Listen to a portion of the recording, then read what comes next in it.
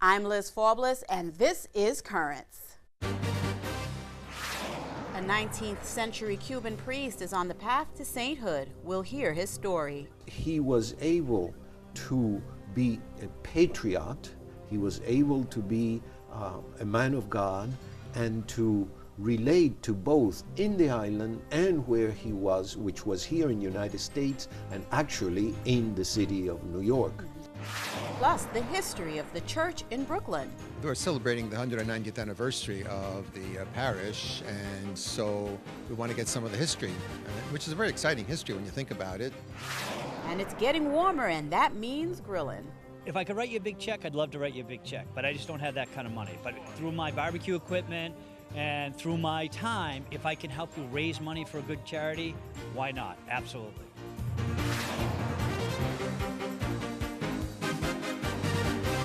Good evening, and thank you for joining us. Breaking news today as Rick Santorum announces he's dropping out of the race for the Republican presidential nomination. Santorum, who is Catholic, had been Mitt Romney's biggest challenger for the GOP nod. We'll have more on that later in the show. But first, just weeks after Pope Benedict's historic visit to Cuba, a native of the island nation moves a step closer to sainthood.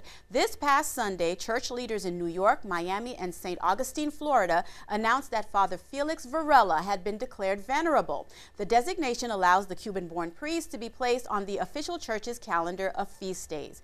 Father Varela lived a storied life. His ministry took him to many places. His home country, Cuba, where he advocated for human rights and independence from Spain. He was eventually exiled and came here, where he served as Vicar General for the then Diocese of New York.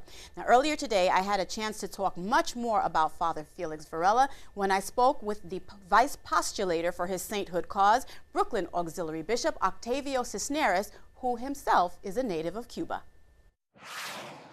Bishop Cisneros, Felix Varela, one step closer to sainthood, but not necessarily a surprise, because as far back as 1998, the late John Paul II actually visited his tomb. So there was some speculation then that he would become venerable sometime. It has happened. What is your feeling about this? Oh, of course, I'm elated after all these years. And you know, it was expected when the servant of God, John Paul II, visited Cuba, Havana, that he would name him. But at that time, there was still a lot of answers that had to be given to the congregation of saints regarding the heroic life, his heroic virtues, theological and cardinals. And we've been working on that up until now. And that's something I really want you to share with us. I mean, I know our time is limited, so I'm actually just going to open the floor to you so you can describe this wonderful man and his wonderful history and why he is so important to us here in Brooklyn and Queens and to Cubans in Miami and also on the island. He is a bridge between Cubans all over the world. He's a bridge between the Cubans who lived on the island and the Cubans who are in exile here in New York, Spain, and Venezuela, and many other countries. Why? Because he was able to be a patriot, he was able to be a man of God, and to relate to both in the island and where he was, which was here in the United States and actually in the city of New York. So we are celebrating now the 400th anniversary of our Blessed Mother in Cuba, and the theme has been charity. Which is the theological virtue, love, unites us. Well, Felix Varela is that bridge that shows us how to be united, whether we are in Cuba, whether we are in the United States, whether we are any part of the world, because of his ministry. And his ministry was with the Irish of New York. The ministry was with those who needed him at the moment. But his ministry was also in the long term with those in Cuba and those in faraway places, such as, would you believe, the Philippines. And the reason I say that is because he was advocating for freedom. And while those are amazing virtues, you've also described him as a Renaissance man, which shows just how well-rounded he really was. Felix Varela was, first of all, a philosopher. teacher. He wrote books on philosophy, teacher, eclectic philosopher. Then he was a journalist. He began newspapers here in New York, in the States, a defender, apologist, defender of the faith when he was so ill-treated here in New York. He was a scientist. He wrote about the sound that the carriages made on the streets of New York, disturbing the peace, etc. He wrote about the condition of the air in the hospitals and for the health of the sick people. He was a musician. He wrote the violin. Every possible art and science he was involved in some way or other. And what is the next step? What will we expect towards sainthood for Felix Varela? We expect a miracle. We expect now that the faithful would direct their prayers to our Lord Jesus through the intercession of Felix Varela, and if we see a miracle, then he will be declared a blessed. There is such a significant local appeal to Priest Varela. What should we do here in order to understand more the impact that he had on our lives locally, and what do you want our local viewers to know? I want our local viewers to know that he was 100% priest, that he walked the streets of Brooklyn because this was the city of New York. He was in parishes here. I'm sure he was in the parish of St. James, our cathedral, when it was being built. It had not been finished. He was in St. Peter and Paul in Williamsburg. And in all those places, he was a priest. He was there for the sick. He was there for the dying. He was there to baptize and to spread the faith. Sometimes we think of him, when I mentioned before, the Renaissance man and all those things that he did. Above all, he was the priest. And we should relate to him as the priest who lived in New York, immigrant, who lived in New York, exile, and who gave himself totally to the ministry of our Lord Jesus Christ in his priesthood here in the city of New York and Brooklyn. And Bishop Cisneros, really quickly, I just want to explain exactly what this is. He was honored back in 1997 with a stamp, again, right here in the States. Yes, this is a great honor. Only 3 priests have been honored by the United States Postal Service. Father Flanagan from Boys Town, Father Junipero Serra, and Father Felix Varela. And it was a great honor for everyone who knows Father Felix Varela to have him. They put him as a social reformer, which is true.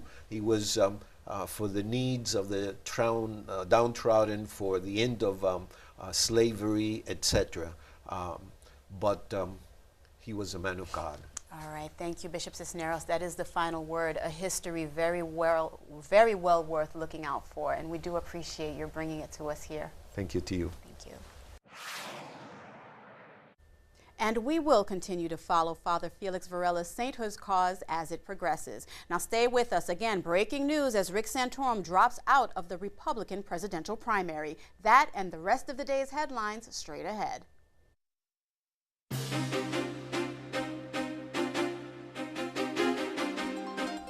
Welcome back to Currents. I'm Liz Faublis. Breaking news today as former Pennsylvania Senator Rick Santorum announces he's dropping out of the Republican presidential primary.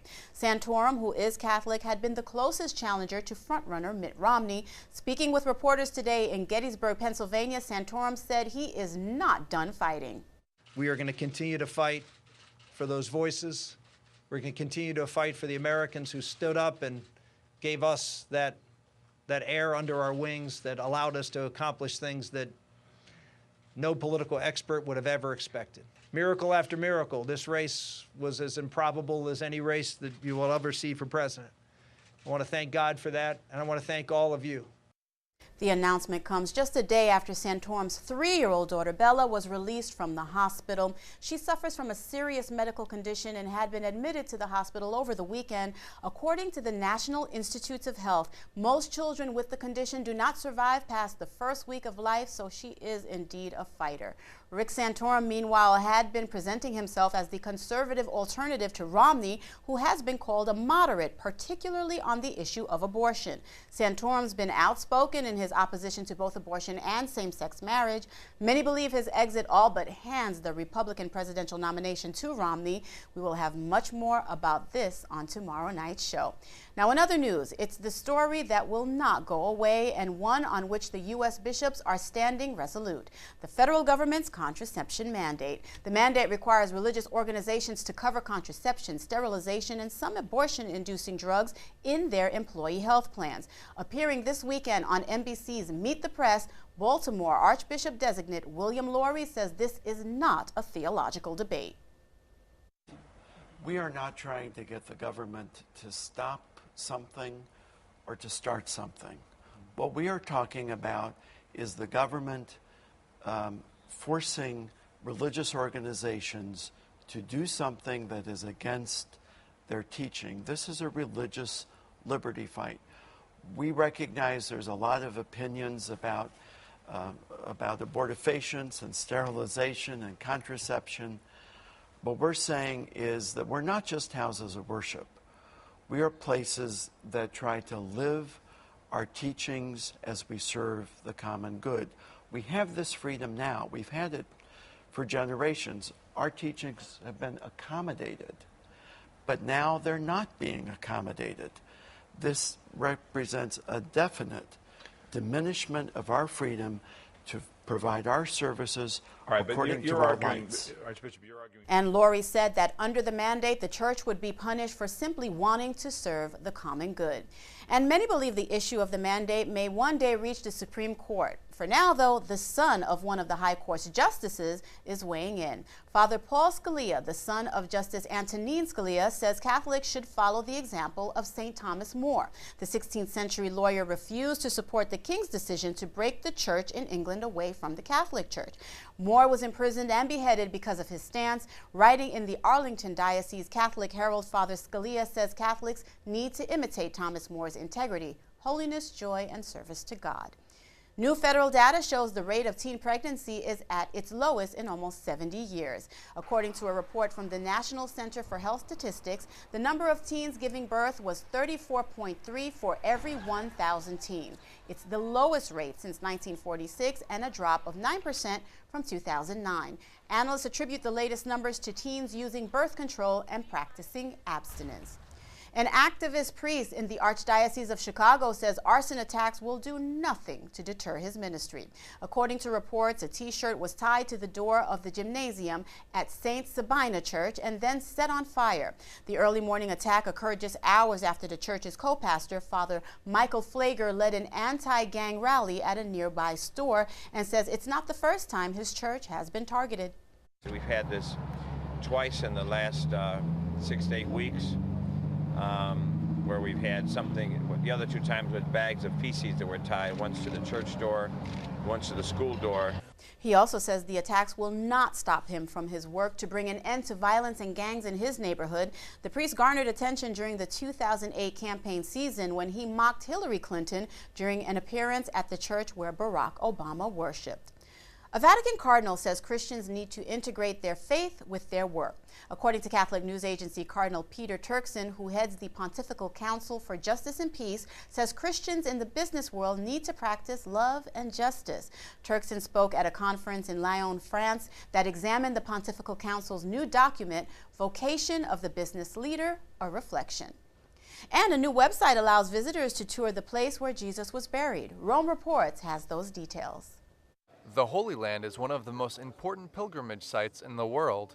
Every year, millions of people come here to see and walk in the same places that Jesus once did 2,000 years ago.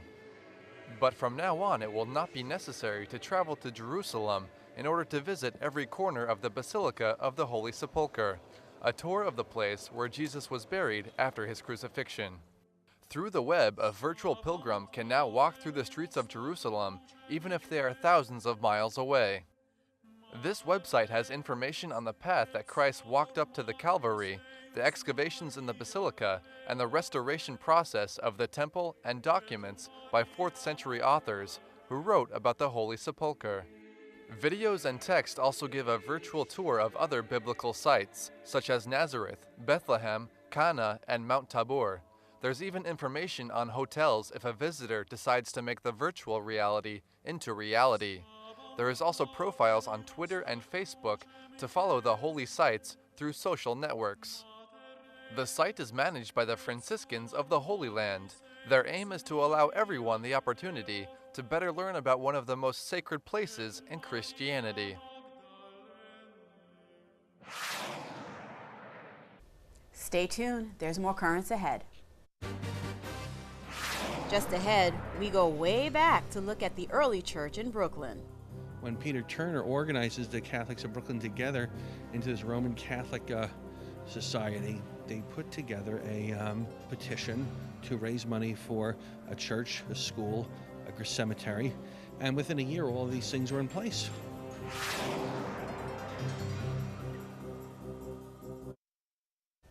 Welcome back. At one time, the Catholic Church in New York State looked very different from the church we know today. The Diocese of New York actually took up the entire state and part of New Jersey. In Brooklyn, there was not a Catholic church to be found. Anyone living here had to take a ferry to Manhattan if they wanted to go to Mass.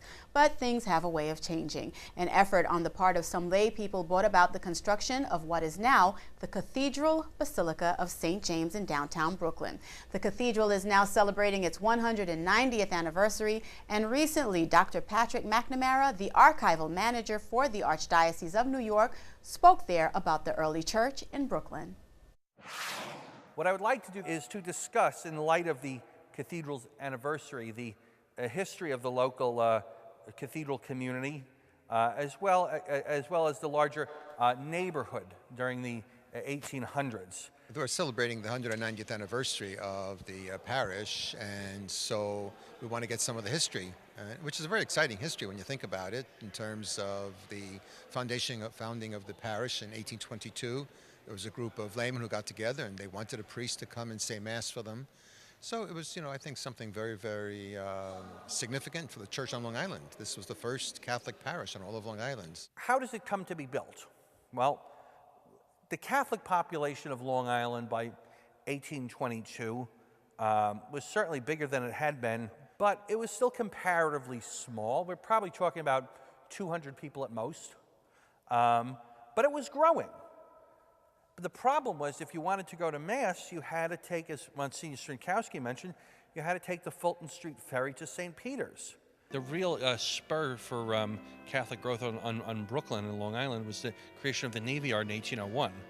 And what happened then was you had more and more people coming over to work at the Navy Yard. And rather than going back to Manhattan, they decided to settle down in Brooklyn, which is a pretty unsettled area for the most part. And they decided to make their homes there. One of those people came to the Navy Yard to work was a teenager by the name of a 15-year-old Peter Turner, an immigrant from County Wexford in Ireland. And Turner's important, as we're going to have more to say about Turner. He's important because really he's regarded at the time of his death as the founder of the Catholic Church on Long Island. In 1822, when Peter Turner organizes the Catholics of Brooklyn together into this Roman Catholic society, and what they do is they put together a petition to raise money for a church, a school, a cemetery, and within a year all of these things were in place. I think it's the zeal, it's the energy, it's the commitment of lay people, of priests, of men and women religious, sisters, brothers. I think it's their zeal, the depth of their faith, their love, they're reaching out to others. I think that's what makes for a community to develop and to grow. So that's what we're seeing now as well. It's that type of a strength of faith that makes possible growth. I wanted to know more about history of downtown Brooklyn from 1900 to 1800 to 1900. So I found it interesting. Some of the things I was familiar with already, but I enjoyed hearing it again from a different perspective. They had to take a ferry to go to church, and yet we crossed the bridge to come here. So that's how special the place is. We drive every single Sunday to come down here. St. James is a very special place.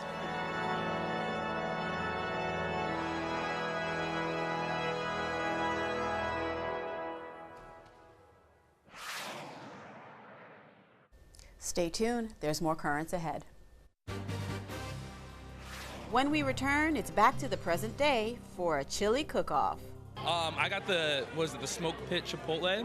It's pretty spicy. It's good though. Not too much. I'm kind of a wuss, so.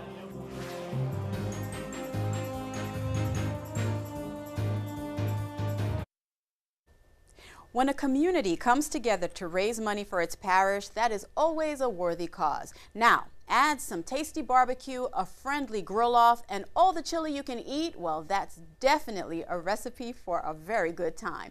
This was the appetizing scene at St. Mark's School in Sheepshead Bay, Brooklyn. Parishioners there held their annual Grillin' on the Bay event and Brooklyn Chili Smackdown. Tons of judges were on hand to sample the spices, rank the special sauces, and rate secret recipes, all in good fun, of course, as they prayed each mouth-watering bite helped bring them closer to this year's financial goal. Now, before we take a look, just one warning, the scenes you are about to see will definitely whet your appetite and warm your heart.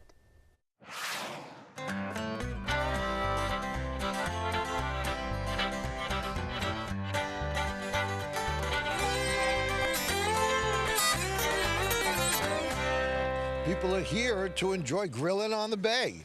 I mean, this is an annual event that is absolutely terrific. St. Mark does a great job in collaboration with Sheepshead Bites as a way of raising funds for the church.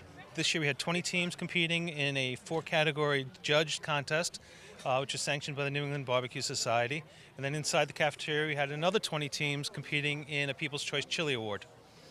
Barbecue is just fun. It's hanging out. It's eating good food. It's all leading up to the good food. It's the hours of waiting. You know, you don't want it to be too spicy. You don't want it to be too sweet. You don't want there to be too much smoke. You need to have a lot of balance in your food, and it'll show with the judges. All the money raised goes into the Homeschool Association, and their goal each year is $80,000 of additional support to the school above and beyond tuition, and that helps to keep the cost of tuition low. If I could write you a big check, I'd love to write you a big check, but I just don't have that kind of money. But through my barbecue equipment and through my time, if I can help you raise money for a good charity, why not? Absolutely. How else can you attract people sometimes? You got to get them in the door and then give them your message to spread Catholic education, the Catholic faith. I'm having trouble formulating my thoughts on how good this is right now.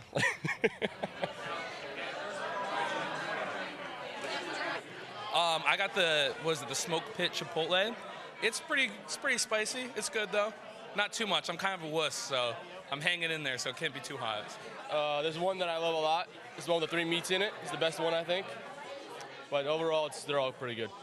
Every year there's a revelation. There's something that's really, really great or something that's really, really different. Somebody did a pastrami and corned beef chili this year. I mean, I don't know if it's the best one, but it's definitely the most different from all the rest. I mean, it's really good. This one, I don't know which one it is here. Look. Excellent, excellent. I love the mix of them. They were all just beef chilies. Some of them were chicken chilies, which was awesome. Some of them had a lot of vegetables in them, and if it was all beef through and through, it would probably be too beefy. So I like that there's a mix.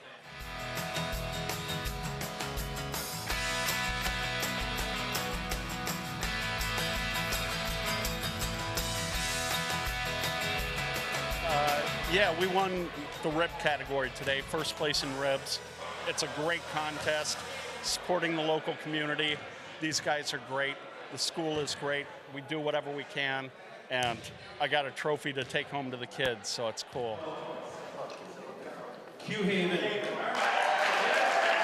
Well, we're champions in New York today. There's nothing wrong with that, you know? Exactly. That's a great thing. It feels phenomenal. It's all about having our family here. That's why we do this. Come eat with us and party with us. It's a really good time, a lot of really good people, and it's fun. Here you're going to enjoy yourself, you can eat well and, and have a really good day.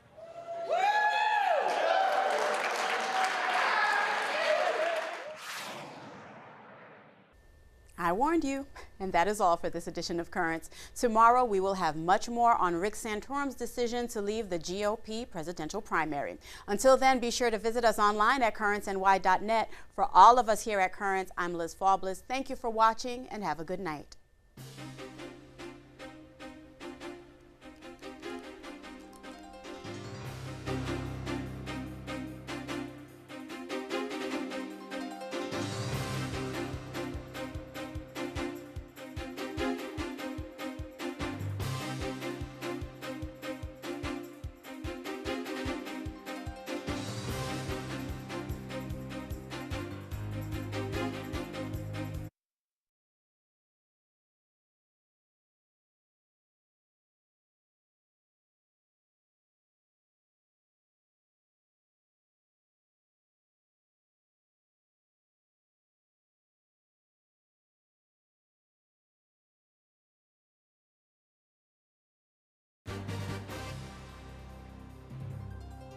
I'm Liz Faublas. Tonight on Currents, the 2012 presidential showdown appears set after Rick Santorum's departure from the Republican primary race. What does the next phase of the campaign season hold? We'll find out. That and the rest of the day's headlines tonight on Currents.